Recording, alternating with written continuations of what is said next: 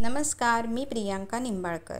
आज मी तुम्हाला हा आंबोली घाट दाखवणार आहे आणि पुढे आंबोली धबधबा आहे तोही दाखवणार आहे।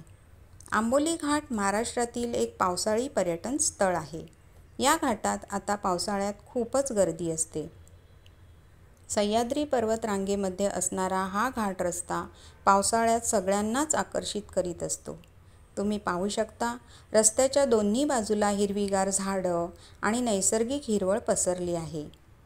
त्यामुळे आंबोली घाट हा महाराष्ट्राच्या निसर्ग संपत्तीचा कणाच आहे असे जरी म्हटले तरी काही वावगे ठरणार नाही। आंबोली घाटात आल्यानंतर आपण निसर्गाच्या सानिध्यात अगदी वाहून जातो। मन अगदी प्रसन्न होऊन जातं। महाराष्ट्राच्या सिंधुदुर्ग जिल्ह्यामध्ये आंबोली हे ठिकाण आहे। आंबोलीमध्ये असणारा आंबोली घाट हा पर्यटकांचा सर्वाधिक आवडता आणि आकर्षित घाट आहे, ज्याची लांबी 30 किलोमीटरपर्यंत आहे। आंबोली घाट हा रस्ता नागमोडी वळणाचा आहे। रस्त्याच्या कडेला आपल्याला माकडे आणि त्यांची पिल्लंही पाहायला मिळतात।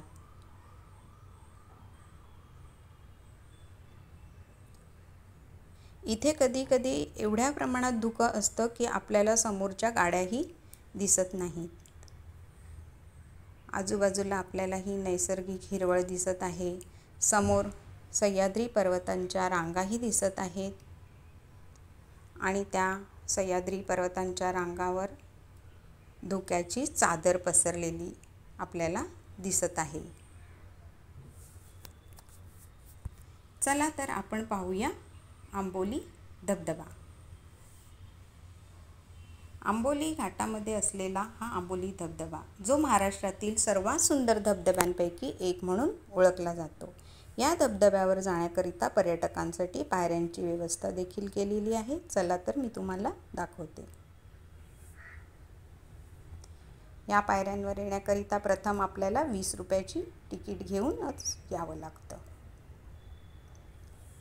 पावसाळ्यामध्ये या धबधब्याची मजा घेण्यासाठी अनेक पर्यटक मोठ्या उत्सुकतेने या धबधब्याला भेट देत असतात। धबधब्याचे उंचावरून पडणारे पाणी जास्त असल्याकारणाने ते पायऱ्यांवरूनही खाली येत आहे आणि हा नजारा पाहून तर मन अगदी थक्क होऊन गेलेलं आहे। चला तर मग तुम्ही कधी येता या धबधब्याला भेट देण्याकरिता? नक्की या, पावसाळ्यात या आणि या धबधब्याचा आनंद घ्या।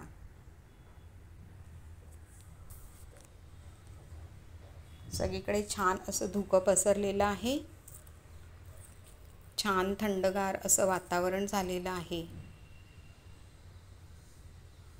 आजूबाजूला ही अशी छोटी छोटी दुकानं आहेत जिथे गरमागरम चहा मिळतो। त्याचप्रमाणे मकेही मिळतात। पावसाळ्यात मका खाण्याचा आनंद काही वेगळाच असतो खरंच।